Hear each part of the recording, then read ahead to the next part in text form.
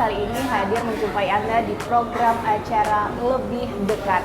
Nah, di program acara Lebih Dekat ini kita akan membahas sebuah perjalanan hidup seseorang untuk bisa menjadi lebih dekat dengan kehidupannya dan kita harapkan bisa menjadi inspirasi untuk pemirsa semua. Nah, kali ini tadi sudah di-spill sedikit ya di layar bahwa saya sudah bersama dengan seorang konten kreator. Ada Kak Inal Tora. Halo Kak Inal. Long time no see. Jangan emosi nih. Saya terlalu berbahagia. Kenapa? Nah, jadi pemirsa, kalau misalkan nama aslinya Kak Inal ini Zainal ya? Zainal Suryanto.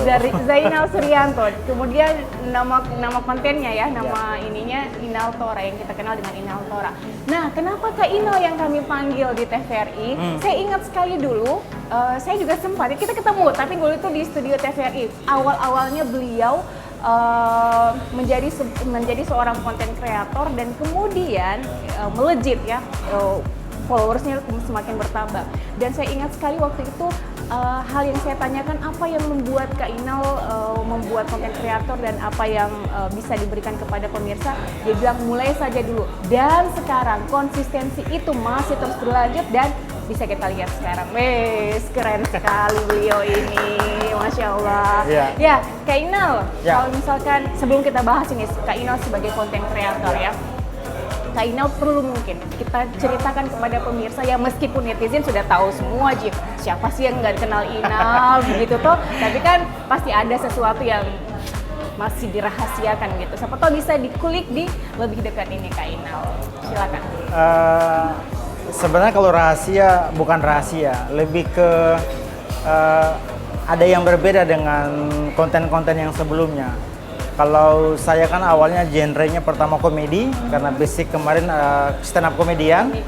Jadi lebih ke konten-kontennya itu balutannya banyak komedi. Nah sekarang ada yang bergeser karena prihatin dengan keadaan yang terjadi di kota tempat kita bernaung saat ini, ketimpangan pembangunan. Kayaknya kita kalau melipir ke kritik sedikit untuk sifatnya membangunkan mata dan pikiran pemerintah terhadap daerahnya, kayaknya sesuatu yang baru. Apalagi sekarang lagi happening lari, saya setahun terakhir ini mulai aktif lari. Kayaknya kalau ngonten lari sambil memperlihatkan sesuatu, kondisi daerah, walaupun bentuknya kritik tapi sifatnya membangun, kayaknya ini pertama dan belum ada yang ada di Kendari. Makanya saya mencoba yang kayak di pinggir jurang lah, karena betul, karena tidak semua orang berani mengkritik pemerintah. Makanya saya coba konsisten sejak tahun kemarin untuk mulai patroli di kota ini. Judulnya Patroli Run untuk di kota ini, kemudian mencoba melihat apa yang bermasalah di aspek pembangunan, yang itu kita bisa bantu suarakan lewat platform sosial media. Tapi justru karena melihat kontennya Kak Inal ini, saya jadi berpikir bahwa ternyata ada loh orang yang kemudian keluar dari zona yang sudah melabeli bahwa bersuara ini adalah sesuatu yang jangan kau bersuara gitu ya, tutup saja mulutmu. Dan Kak Inal ini mampu mendobrak itu. Nah ini bisa menjadi sebuah yang oh iya ya, ternyata berbicara itu adalah hak kita gitu kan, hak semua orang. Dan ketika misalkan itu didengarkan dan akhirnya efeknya lumayan ya. Luar biasa. Kemarin bahkan Pak Wakil Wali Kota sudah menjelaskan ada 28 titik pemirsa jalanan yang akan diperbaiki. Mungkin salah satunya karena melihat kontennya Inal Tora. Gitu ya. Karena sebenarnya kita mau jadi pemantik masyarakat. Sebenarnya kekuatan pribadi saya kan sebenarnya bisa didengarkan banyak orang karena punya pengikut yang banyak di kanal sosial media. Padahal sebenarnya sekarang ada platform sebut saja TikTok. Tidak perlu kamu punya followers yang banyak untuk menjadi highlight kontennya. Banyak FYP kan buat siapa saja. Followers cuma 2-3, kalau videonya di-share banyak pasti gitu. Nah, bayangan saya kalau kita semua masyarakat tidak antipati dengan yang terjadi di sekitar kita, kayaknya positif semua, walaupun hati-hati karena ini akan bersenggolan dengan kehidupan sosial. ketika saya membahas masalah trotoar yang ada di depan kita nih. Iya. Itu saya dapat hujatan di DM itu banyak dari segala macam orang. Cuman saya bilang selama saya benar, saya bisa mempertanggungjawabkan konten saya karena saya sangat selektif bikin konten, selalu mempertimbangkan baik dan buruknya, apakah ini akan lebih banyak mudaratnya atau lebih banyak manfaatnya nih. Jadi saya selalu berpikir ke situnya. Makanya ketika setiap konten yang saya sudah publish itu saya pastikan saya sudah bisa pertanggungjawabkan dari aspek jurnalistiknya maupun kehidupan sosialnya. Oke. Setiap tindakan yang diambil Kak Inal pasti punya resiko dan resiko itu sudah berani ditanggung oleh Kak Inal tentunya, sudah dipertimbangkan. Nah, bagaimana dengan kehidupan keluarga? Pasti nih toh berkaitan lah. Pasti. Di DM mungkin istrinya secara personal, kenapa tuh kamu begini? Ada tidak cerita-cerita seperti itu Kak Inal? Ada beberapa yang bilang, kasih tau Inal jangan dia kritik-kritik pemerintah, kan temannya Ji, kayak gitu. Cuman saya bilang justru karena orang yang saya kenal, jadi harus saya ingatkan. Kalau ditanya kenapa nggak kasih tahu langsung, kenapa harus lewat sosial media? Karena kalau saya beritahu langsung itu efeknya tidak kolektif. Tapi kalau kita tekan lewat platform sosial media itu banyak yang masuk, jadi pemerintah itu kayak ada tekanan. Nah, contoh kasus misalnya ketika saya setahun yang lalu jalanan yang di asrama haji, nah itu karena hanya keresahan setiap kali kita lewat di situ, terus setengah mati jalanannya rusak. Apalagi yang setiap tahun di sini ada aktivitas asrama haji kan, jadi tempat orang pembekalan sebelum berangkat haji dan sebagainya. Masa pemerintah tidak pernah lihat jalanan ini loh? Ini orang mau ke pasar, mau berkehidupan, ada perumahan di dalam situ. Nah itu karena kita platformnya sosial media, share-nya tinggi, rate view-nya tinggi, akhirnya apa? Impact ke pemerintah. Semakin isunya digarap oleh media, mau tidak mau pemerintah semacam terintervensi. Nah, akhirnya mau ambil alih. Sekarang jalanan bagus, di Nanga-Nanga pun juga seperti itu. Baru-baru ini yang seminggu lalu trotoar walaupun pro kontra sampai saat ini masih pro kontra di sosial media saya, tapi alhamdulillah bisa dilakukan. Nah itu makanya saya bilang saya hari ini mewakafkan diri saya untuk kebaikan, untuk kota ini. Nah, makanya saya hari ini pun kamu penjarakan selama saya benar, it's okay, tidak ada masalah. Karena menurut saya untuk apa punya followers banyak kalau kita tidak bisa berdampak untuk kebaikan gitu. Itu dia. Sebaik-baik manusia adalah yang bermanfaat. Betul, itu dasarnya. Keren. Tapi Kak Inal kan tidak semua orang mau seberani Kak Inal. Ya. Yang bikin Kak Inal bisa punya keberanian yang kuat seperti itu dan kemudian bahkan saya bisa kok, saya rela kok di penjara demi kebaikan gitu. Itu kan kekuatan yang luar biasa. Support sistemnya dari mana? Lebih ke ini sebenarnya, hanya ingin bermanfaat buat hidup saja. Sudah di level orang kan selama ini kalau punya followers banyak di kanal sosial media kan tujuannya kalau nggak cari duit, buat memperlihatkan atau gaya-gayaan atau apa gitu. Nah saya berpikir setelah dunia setelah kita tidak ada ini, itu arahnya ke sana, kita akan bermanfaat sebagai apa?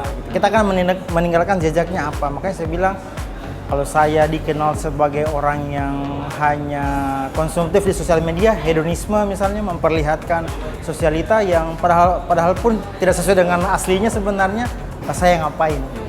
Tapi kalau saya bisa memberikan manfaat, terlepas bahwa kayaknya kamu ini punya target dari 5 tahun ke depan mau jadi apa karena sampai getol sekali kritik pemerintah, saya bilang ya mungkin saya akan sampai ke sana, tapi dengan cara yang benar. Saya bilang salah satunya adalah mengingatkan pemerintah, bangun.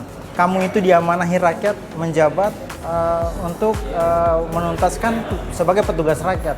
Ayo bertugas yang benar. Nah, makanya kami mengingatkan itu sekarang. Berarti dasarnya adalah keimanan ya. Yes. Kalau keimannya Kak Inal goyah nggak mungkin seperti ini ya. Mungkin, ya. Oke, keren. Tapi Kak Inal, kalau misalkan kita membahas Kak Inal sebagai konten kreator yang kemudian ingin memberikan manfaat atau dampak yang lebih besar gitu kepada masyarakat, terutama followers. Nah, kalau kita lihat kan konten kreator ini tidak terlepas dari haters. Ya. Gitu. Menanggapi para haters ini itu seperti apa? Sampai Kak Inal ada masalah aja nih haters, bukan di sebuah penghalang yang untuk bisa kita bikin konten yang konsisten seperti itu. Menurut saya kematangan berpikir tiap influencer itu beda-beda. Jadi ada yang terbawa arus komen, ada yang ngapain saya tanggapi komen yang tidak ada isinya. Seperti halnya kemarin misalnya saya protes masalah trotoar yang ada parkir di atas trotoar motor-motor itu. Terus ada yang bilang sibuk sekali. Oke. Kesibukan apa kan? Orang cari uang di sini. Oke, siap. Saling menghargai saja. Sederhananya saja begini. Kenapa cari uang dengan jalan yang salah? Nah, tapi kalau kita ikut nimbrung komentar menjatuhkan dia, itu kan kasihan dia. Akhirnya apa? Kita menggiring pengikut kita untuk ikut membuli si yang komen ini. Makanya cara terbaik saya untuk tidak memberi ruang kepada mereka untuk berkembang adalah tidak usah di komen. Tidak usah ditanggapi. Tidak usah ditanggapi. Karena kita tanggapi mereka, itu kita menunjukkan kebodohannya mereka, kasihan. Kalau untung bagus kalau dia tidak pakai fake akun. Oke. Kalau dia pakai fake akun, tambah saya menguras energi buat apa coba? Maksudnya biarkan mereka berkutat dengan kebodohannya karena ketidaktahuannya tentang tujuan konten ini, ketimbang saya memberi ruang kepada mereka untuk berdebat dan itu pun tidak ada ujungnya. Oke.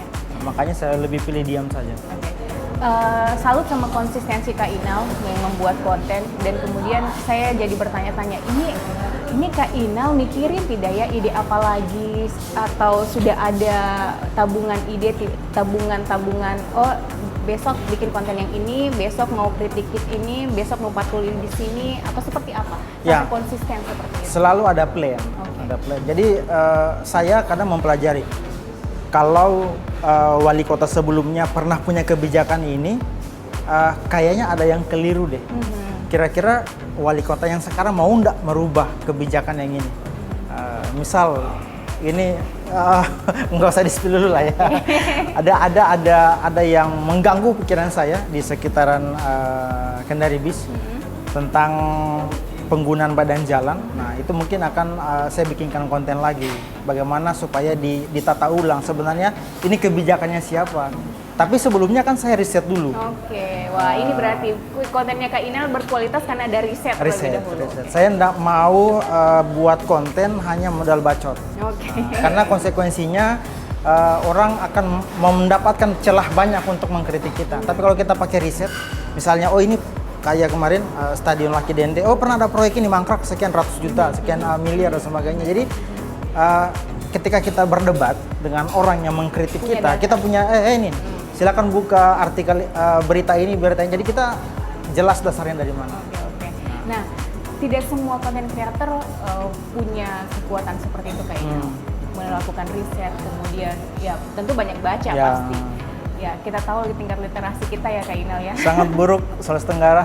Astagfirullah. Tapi itu bagian dari apa namanya? Cara kita untuk bahwa ya Kak Inal melakukan riset, melakukan baca yang banyak, dan itu adalah bagian dari literasi gitu. Dan ini bisa menjadi sebuah hal yang bisa ditiru sebagai sebuah kebaikan oleh konten kreator lainnya. Tapi kan kita tidak bisa meminta seseorang untuk mengikuti kita pakai kita gitu. Mereka punya sisi yang lain, mereka punya sisi yang berbeda, keunikan yang lain gitu. Kak Inal kira-kira kalau misalnya ngomong ke teman-teman konten kreator untuk meningkatkan literasi mereka, melakukan riset atau segala macam dengan gayanya mereka, itu seperti apa? Sekarang itu sudah mulai bagus cara teman-teman influencer Kendari bersosial media dengan menggunakan skrip. Karena salah satu kekurangan kita ketika berhadapan dengan kamera seperti ini itu adalah tidak sinkronnya mata dengan lensa dan pikiran kita mau ngomong apa nih. Jadi sekarang sudah ada teknik baru konten kreator biar kelihatan bagus ngomongnya, kemudian di kamera juga tidak gagu, itu karena sepotong opening sisanya dubbing. Jadi by script. Sebenarnya itu lebih baik menurut saya. Cuman kadang ada yang masih cenderung kaku karena membaca by text. Makanya sering saya bilang ke teman-teman, kalau kamu percaya logat Kendari harus kita bisa gaungkan keluar, sama seperti orang Jawa, orang Makassar, Bangka dengan dialeknya, ya ayo pakai dialek Kendari saja. Kenapa ini? Makanya saya sekarang mulai tidak memaksakan harus ngomong bagus. Tapi kalau saya ngomong bagus, ya memang dasarnya karena ngomongnya seperti ini, nggak dibuat-buat. Nah, tapi kalau misalnya kadang juga saya ingin menyentil kritik yang lebih ke daerahan, ya saya pakai dialek Kendari. Artinya Kak Inal juga punya kepedulian bukan hanya terhadap diri sendiri dan hasil konten sendiri ya, tetapi bagaimana mengingatkan juga para sesama influencer untuk bisa memberikan manfaat yang sama. Oke, Kak Inal semakin menarik, tapi kita harus jeda terlebih dahulu, dan pemirsa tetaplah bersama kami di Lebih Dekat. Kami akan segera kembali.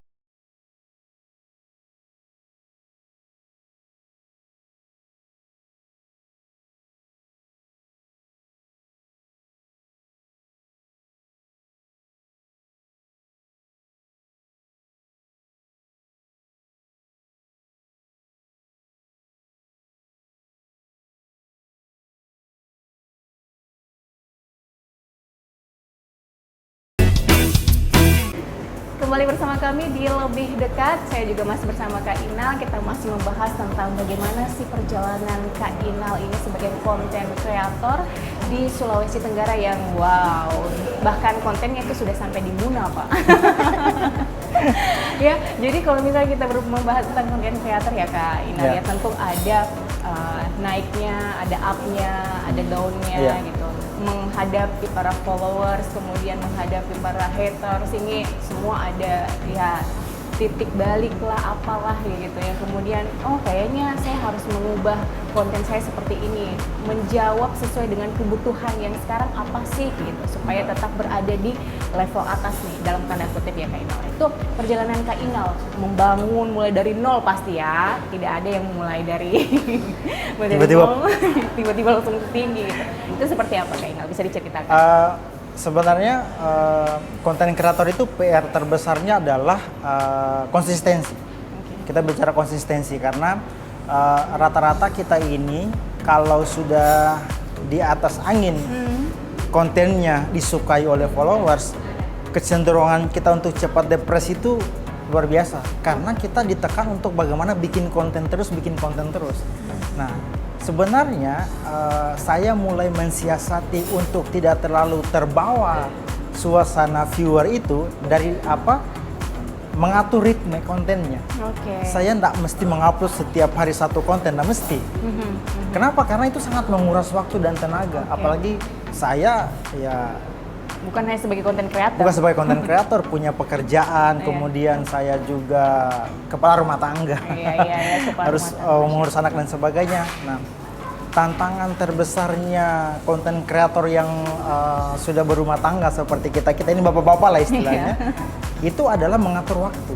Nah, di satu sisi kita harus menghidupi sosial media, di sisi yang lain kita harus menghidupi rumah tangga kita, keluarga. Nah, dua hal yang ini. Tapi dua-duanya saling berkaitan karena konten yang bagus akan memberi insight yang bagus, yang endingnya adalah ketertarikan sponsor untuk mau mengendorse kita. Nah, itu dua hal yang selalu saya jaga kepada teman-teman. Makanya saya selalu sampaikan bahwa kita yang ngatur kontennya kita. Jangan terlalu dipaksakan setiap hari harus satu konten karena kita akhirnya tidak terjaga kualitasnya. Nah, makanya saya berpikir tantangan terbesarnya itu adalah kemarin itu harus punya tim yang solid. Tapi kan lagi-lagi kalau kita punya tim sebagai konten kreator itu harus kita berikan fee pasti kan. Nah, sementara kita kan udah setiap hari berkonten nih. Makanya saya bilang kalau saya terus memaksakan konten yang proper timnya, berarti saya butuh SDM, tapi saya juga harus butuh dana yang cukup untuk gaji mereka. Karena kalau saya tidak gaji mereka, setengah mati. Nah, makanya saya coba bermanuver. Bagaimana kalau saya berpikir saat ini bikin konten yang one man show? Saya yang garap skripnya, saya yang bikin idenya, saya yang persiapkan teknisnya dan sebagainya. Makanya, saya kan hobi lari setahun terakhirin. Kenapa saya tidak manfaatkan lari untuk bikin konten, tetapi yang proper disukai banyak orang. Nah, salah satu hal yang disukai banyak orang adalah ketika kamu menyuarakan apa yang mereka tidak bisa suarakan, menurut saya.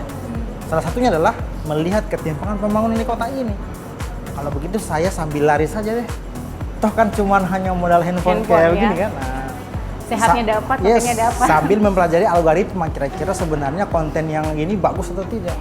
Algoritma penting. kita tidak bisa mempelajari logaritma, itu kesusahan untuk bisa mengupgrade insight kanal sosial media kita. Makanya kita juga nih konten kreator wajib belajar algoritma. Nah, ternyata naik daun. Oke. Setiap saya bikin konten kritik pemerintah yang relevansinya dengan pembangunan yang bermasalah, pasti FYP. Oke. Selalu tidak FYP, pasti selalu FYP. Kayaknya ini nyaman, ini harus saya pakai seperti ini. Makanya akhirnya saya mulai setahun terakhir ini konsisten saya untuk di sana. Paling tantangannya itu saja, perubahan-perubahan harus bisa mensiasati. Kalau kita bermain di zona ini sudah tidak terlalu worth it, kayaknya kita coba pindah ke yang lain. Berarti harus mencoba hal baru ya, tidak harus berada terus di zona nyaman, tetapi juga harus mampu melihat apa sih yang dibutuhkan, kemudian apa sih yang sedang hits gitu ya. Algoritma ini tadi juga penting ternyata. Nah, Kak Inal, kalau misalkan kita berbicara tentang content creator ini tidak terlepas dari ya endorsement gitu kan. Kemudian ada ayo tolong di endorse nih gitu kan. Ada banyak. Tapi kalau yang saya lihat ya dari punyanya Kak Inal, dari kontennya Kak Inal ketika mengendorse itu kontennya juga berbeda gitu dari yang lain. Kalau yang lainnya dibikin gimmick apa segala macam, Kak Inal tuh kayak alami banget nih orang gitu. Ya, itu bagaimana sebenarnya Kak Inal? Apakah memang dikonsepkan atau Kak Inal juga punya tim kreatif tersendiri untuk memikirkan kira-kira kalau endorse ini kita bikin kontennya seperti begini atau seperti apa cerita di balik itu?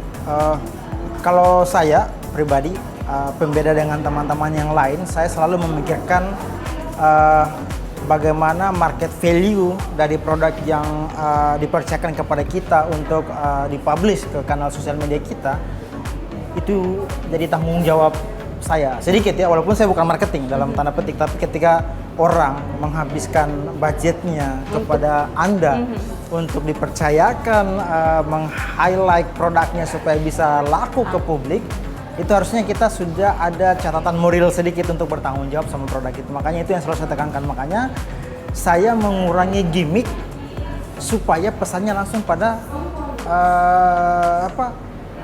langsung on point lah istilahnya seperti itu. Makanya saya tidak mau terlalu banyak mukadimahnya istilahnya. Mukadimah ya. Langsung pada poinnya saja tapi kita apa adanya. Makanya saya kadang hooknya selalu mengambil, kalau kamu orang biasa pakai yang begini, sini saya ajak ke tempat ini. Maksudnya langsung pada permasalahan yang sering orang alami saja. Kalau saya mau cari baju koko di mana dia? Di sini tempatnya. Sambil kita lihatkan kualitasnya begini. Makanya saya selalu ketemu klien dulu sebelum putuskan untuk di endorse. Kita samakan visi dulu. Oke. Tapi pernah tidak Kak Inal ada dapat endorsement yang kemudian kayaknya tidak sesuai dengan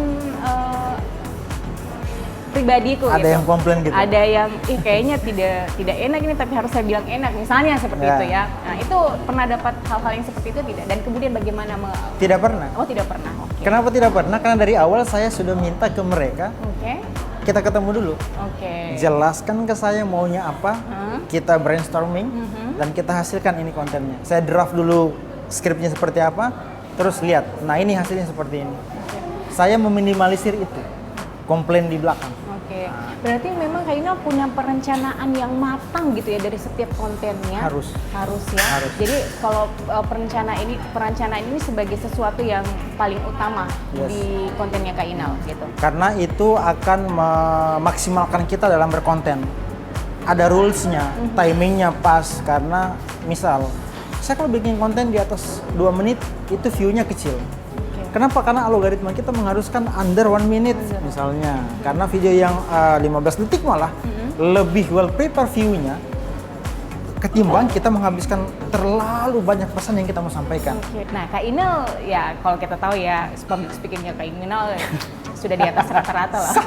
Gitu kan. Tapi kalau misalkan mengupgrade diri itu kan penting Kak Inal ya. Ini Kak Inal punya waktu tersendiri tidak untuk belajar, upgrade diri. Oh, saya mau belajar ini, saya kurang di sini, saya mau belajar ini lagi gitu. Sehingga konten-kontennya Kak Inal itu tidak pernah mati. Coba Kak Inal. Iya, saya mungkin trik singkatnya sering mengamati, sering menonton apa yang konten-konten kreator lain bikin yang kita coba adopsi, tapi versi gaya kita di lokal seperti apa. Oke. Makanya kalau misalnya kita disuruh, ya coffee shop nih ya, ini coffee shop, Iya. kita di coffee shop. Kalau si owner coffee shopnya menyodorkan, promokan saya punya produk ya, lihat ada berapa banyak menu yang harus kita promosikan. Tapi kan bukan itu intinya. Yang dia mau kan orang datang ke sini. Oke. Nanti dia lihat sendiri menunya apa. Makanya beri kita promonya apa dan apa yang mau di highlight. Bahwa itu saya penting, cukup.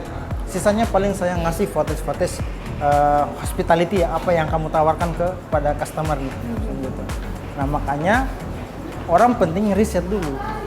Riset, kita bertanya dulu maunya apa, ini konsepnya apa ya. Biar kita nggak asal langsung bikin konten, setelah kontennya selesai tiba-tiba boleh direvisi nggak.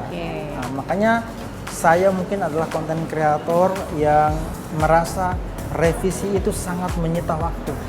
Makanya untuk mengeliminasi tidak adanya revisi adalah saya dari awal sudah sepakati item-itemnya apa yang akan disampaikan, sehingga ketika dilihat, oke cocok ya, padahal hanya revisi minor lah, nggak mayor.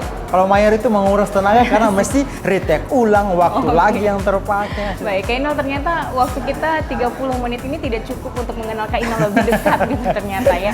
Nah, Kak Inal, tapi saya mau Kak Inal sebagai closing statement ini memperkenalkan diri Kak Inal kepada pemirsa, bahwa Kak Inal ini bukan hanya sebagai content creator tapi juga ya owner dari salah satu event organizer. Itu bisa diceritakan, kemudian sebagai bapak rumah tangga ya. Kompleks ini. Kompleks ya, itu bagaimana mengatur waktunya dan seperti apa menjalani hidupnya. Silakan Kak Inal sebagai closing statement. Saya sejujurnya konten kreator itu muncul di tahun 2017. 2017 saya berkonten, itu setahun sebelum saya menjadi kepala rumah tangga. Belum terlalu sibuk, jadi masih aktif-aktifnya. Kemudian akhirnya bergabung dengan salah satu event organizer besar di Kendari. Mulai terbagi waktunya. Kemudian ditambah lagi setahun setelahnya memutuskan untuk berumah tangga. Lebih banyak lagi tersita waktunya. Tapi manajemen waktu itu semua kita yang atur. Berapa persentase waktu itu kita semua. Tinggal kita pintar-pintar saja komunikasikan ke pasangan kita, ke pimpinan atau pekerjaan kita, sama ke diri kita bagaimana bisa membuat konten. Makanya saya saat ini mulai bisa mengatur waktu karena sudah dapat polanya. Misalnya di berapa hari waktu untuk keluarga, kemudian di sela-sela jam-jam tertentu saya ke kantor ngatur anak-anak, atau kemudian saya di waktu weekend atau pagi kan pasti tidak ada activity, lari. Makanya saya rata-rata patroliran, konten saya itu lari dan sambil ngonten itu di pagi hari. Kecuali saya misalnya ngambil momen kemarin saya butuh jalanan yang ada suasana becek-beceknya, berarti habis hujan nih. Nah, paksain sore-sore lari. Jadi semua by momentum kalau konten. Tapi kalau pekerjaan event organizer, karena memang basicnya misalnya pekerjaan yang akan dikerjakan sebulan itu sudah harus di well prepare jauh-jauh sebelumnya, berarti waktu yang tersita banyak. Tapi pintar-pintarnya saja mengatur antara pekerjaan sama keluarga dan jadi konten kreator. Masya Allah, keren sekali. Jadi intinya adalah bagaimana memanajemen waktu dan paham tentang diri kita sendiri. Kita maunya apa, kita harus seperti apa, dan bagaimana bermanfaat lebih baik kepada lebih banyak orang seperti itu ya. Oke, terima kasih banyak Kak Inal. Semoga ada kesempatan lagi kita bisa ngobrol lebih dalam lagi tentang Kak Inal ini seperti apa nanti. Kalau misalkan ada lagi konten yang boom toh, harus diundang lagi kayaknya ini kita ceritakan. Oke, sekali lagi terima kasih banyak ya Kak Inal, dan pemirsa demikianlah Lebih Dekat kali ini. Terima kasih atas kebersamaan Anda. Saya Diah masih pamit. Assalamualaikum warahmatullahi wabarakatuh. Sampai jumpa.